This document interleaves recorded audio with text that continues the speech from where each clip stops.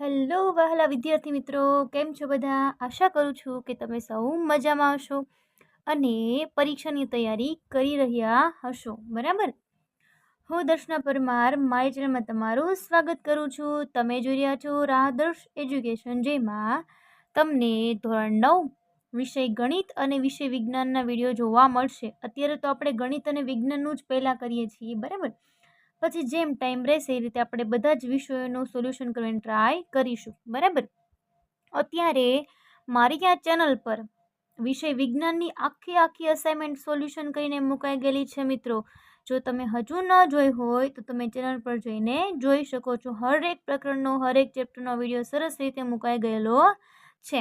બરાબર. અને ગણિતનું પણ જેટલું વહેલા બને એટલી આપણે અસાઇનમેન્ટ સોલ્યુશન તમને કરીને દેવાની છે, જેથી તમે તમારી એક્ઝામની તૈયારીઓ જે છે એ સરળતાથી કરી શકો. ઓકે, ચલો. પ્રકરણ 12, સહેલામાં સહેલું પ્રકરણ તમારું છે આંકડાશાસ્ત્ર. એમાં વિભાગ બી, પ્રકરણ 12. પહેલો જ પ્રશ્ન જો તમને એવો આપ્યો છે કાંઈક કે જો પ્રકરણ 12 જે છે, બરાબર, એમાં આ બતાવવાની જરૂર એટલે પડી છે કે તમને આની ઉપરથી પણ પ્રશ્ન જવાબ પૂછાશે. બરાબર. એટલે તમને આ જરૂરી છે બતાડવી. બરાબર, કે કઈ રીતે પ્રશ્ન આપેલા છે. એમાં સૌથી પહેલો પ્રશ્ન છે કે નીચેના આવૃત્તિ વિતરણ કોષ્ટકને સતત આવૃત્તિ વિતરણ કોષ્ટકમાં રૂપાંતરિત કરો. હવે સતત એટલે કઈ રીતે? બરાબર ને? તો જો એ કઈ રીતે કરવાનું છે ખાસ તમે ધ્યાને લેજો. બરાબર. 2 ગુણનો પ્રશ્ન હોય છે અને સાવ સહેલો પ્રશ્ન હોય છે. બરાબર. તો એ જે છે એ છૂટી ન જાય એનું તમે ખાસ ધ્યાન રાખજો. ચલો. 0 જો સતત બનાવો એટલે શું? અહીંથી 0.5 કાઢી નાખવાના, કાપી નાખવાના અને બીજી બાજુ 0.5 એડ કરવાના. તો તમે કહો છો કે મેમ અહીંયા તો 0 છે, તો ત્યાંથી કેમ કાઢવા? તો કે 0 હોય તો શું કરવાનું? એનું 0 કાઢી નાખો એટલે -0.5 થાય. શું થાય? -0.5 થી 49 માં એડ કરી દો. જો થાય તો એનું ઈ જ ને. બરાબર. આમાંથી કાઢું છું ને આમાંથી એને શું કરું છું? એડ કરું છું, એટલે એનું ઈ જ થયું ને. 49.5 પછી બીજું 49.5 થી બીજું કયું છે? આ વાળું 99.5 પછી 100 છે એટલે 0.5 કાઢી નાખો એટલે 99.5 થી થઈ ગયું ને. બરાબર. 149.5 149.5 થી 199.5 199.5 થી 249.5 અને 249.5 થી લઈને ક્યાં સુધી છે? 299.5.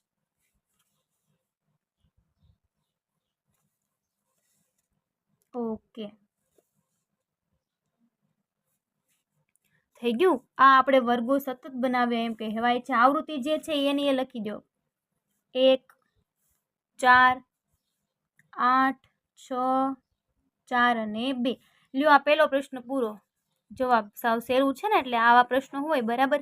એમાં ક્યાંય પણ પ્રકારની સેજ પણ ભૂલ તમારાથી થવી જોઈએ નહીં, એની ખાસ ધ્યાન રાખજો. એની પછીનો પ્રશ્ન નંબર 2 જોઈએ. ચલો. એમાં આપણને શું કીધેલું છે કે ધોરણ 9ના એક ચોક્કસ વિભાગના 40 વિદ્યાર્થીઓએ જન્મેલો માહિતી જણાવવાનું કહેવામાં આવ્યું અને તેની મળેલી માહિતીને આધારે નીચે પ્રમાણેનો એક આલેખ આપ્યો છે કે જાન્યુઆરીમાં વિદ્યાર્થીઓની સંખ્યા કેટલી છે, ફેબ્રુઆરી, માર્ચ, એવી રીતે ડિસેમ્બર સુધી આપેલું છે. તો સૌથી પહેલો પ્રશ્ન જે જો આ શું દર્શાવે છે? વિદ્યાર્થીઓની સંખ્યા. અને આ શું છે? મહિના છે. બરાબર. જાન્યુઆરીથી લઈને છેક ડિસેમ્બર સુધી. તો જો જાન્યુઆરીમાં કેટલી સંખ્યા છે? 3, ફેબ્રુઆરીમાં 4, માર્ચમાં 2. એ રીતે જોતા આવડે ને તમને? તો ચલો, પહેલો પ્રશ્ન એની ઉપરથી આપ્યો છે. નવેમ્બર મહિનામાં કેટલા વિદ્યાર્થીઓ જન્મ્યા હશે? તો ગોતો. આમાં નવેમ્બર મહિનો ક્યાં છે? અહીંયા. તો નવેમ્બર મહિનામાં કેટલા વિદ્યાર્થીઓ જન્મ્યા છે? જોઈએ તો 4. તો શું જવાબ લખવાનો તમારે? પ્રશ્ન 2માં પહેલો શું જવાબ આવશે? આખા વાક્યમાં કોઈ પણનો જવાબ લખવાનો રહેશે ખાસ. બરાબર. લખવાનું કે નવેમ્બર મહિનામાં 4 વિદ્યાર્થીઓ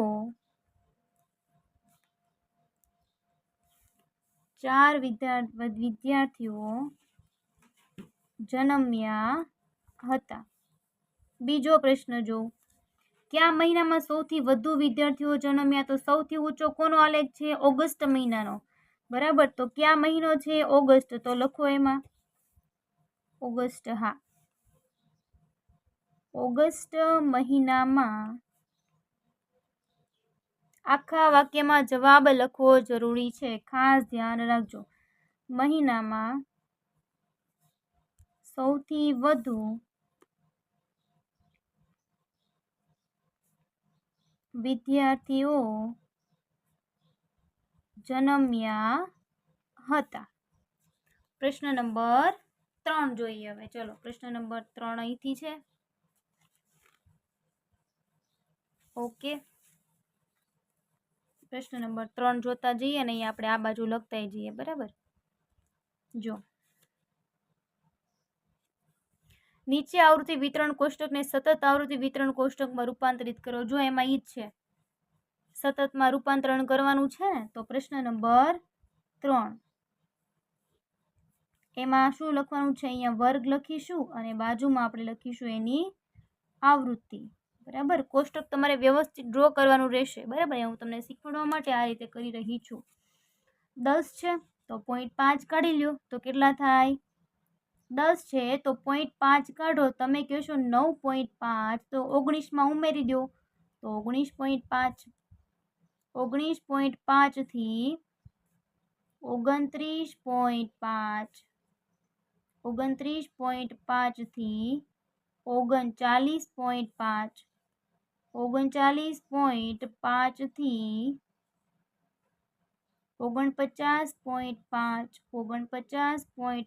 થી 10 નો ગેપ હોય એવું લાગે. જો આમ પણ 10 નો જ થાય, તમારે જેમ ગણવું એમ તમે ગણી શકો છો. 59.5 અને 59.5 થી 69.5 આવૃત્તિ લખી દો. 5, 7, 11, 14, 9 અને 7.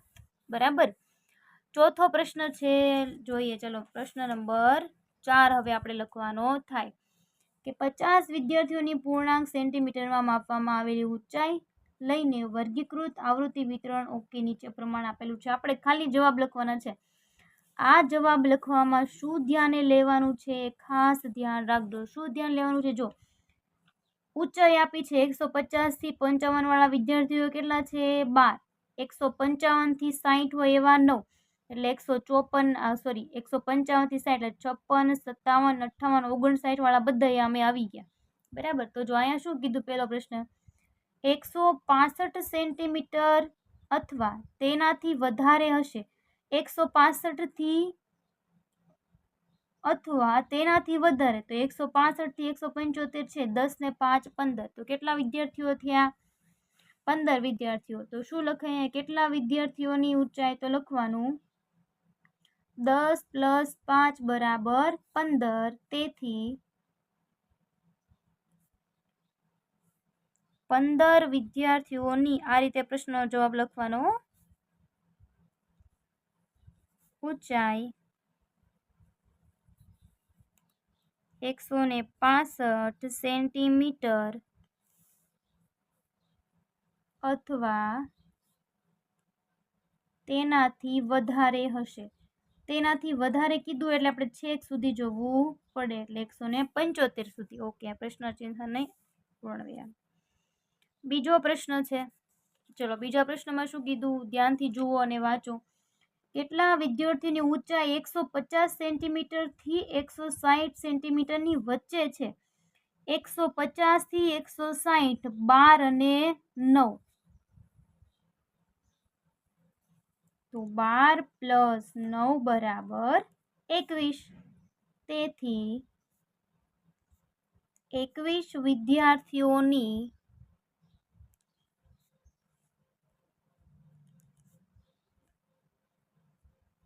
ઊંચાઈ 150 સેન્ટીમીટર થી 160 સેન્ટીમીટરની વચ્ચે હશે। આ રીતે પ્રશ્ન થઈ ગયા। એની પછીનો 5મો અને તમારો છેલ્લો પ્રશ્ન, એટલે આ પ્રકરણ તમારું અહીંયા પૂરું થઈ જાય। બરાબર, ઓકે, આપણે છેલ્લો પ્રશ્ન 5મો પ્રશ્ન આપણે જોઈ લઈએ હવે। બરાબર, ચલો જોઈએ। કોઈ શહેરના વાતાવરણમાં સલ્ફર ડાયોક્સાઇડની સાંદ્રતામાં શોધવા માટેનો અભ્યાસ કરવામાં આવ્યો। તેની 30 દિવસમાં મળેલી માહિતી લઈને વર્ગીકૃત આવૃત્તિ વિતરણ કોષ્ટક નીચે મુજબ આપેલું છે।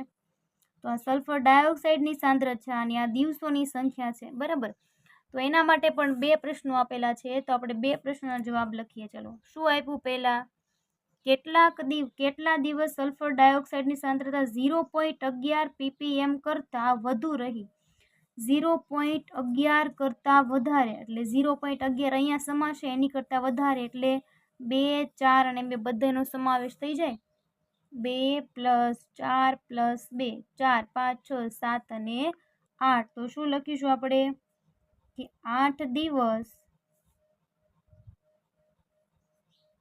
સલ્ફર ડાયોક્સાઇડ ની